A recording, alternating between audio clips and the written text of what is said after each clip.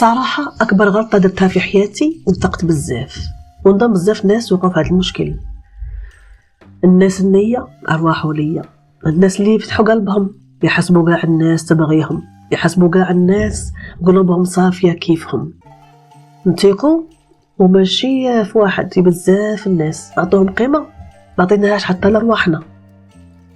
والحاجة اللي تشوكي حنا اللي نربو رواحنا على حاجات غلطة ما عندها حتى أساس من الصحة. نقولوا كون مليح مع الناس، مول النية يربح، بصح الواقع ماشي قاع الناس تستاهل الثقة، ماشي قاع الناس كيفك.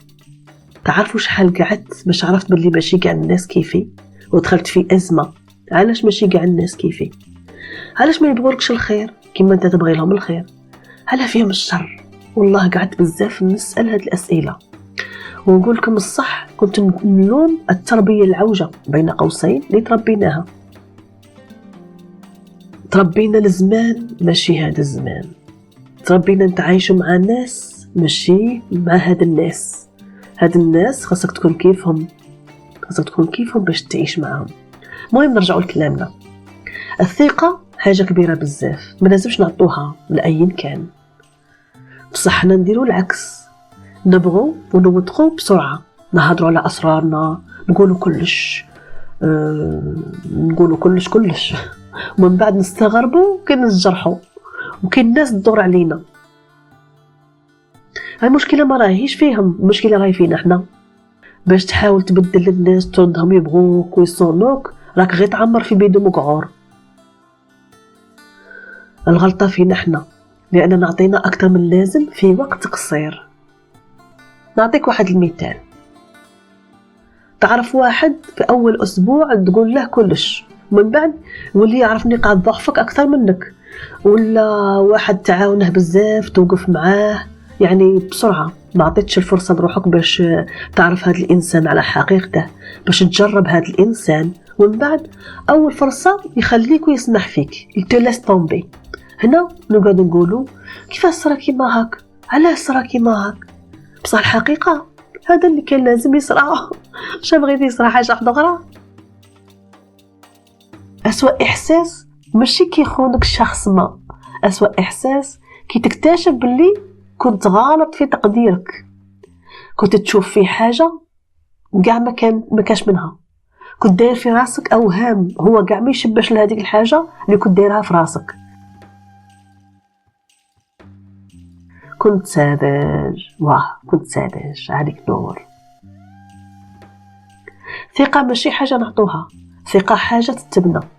ثقة لازم هو يكون قدها ويكون يستاهلها، يعني الثقة ماشي حاجة نمدوها، وإنما الشخص الآخر لازم يستاهلها.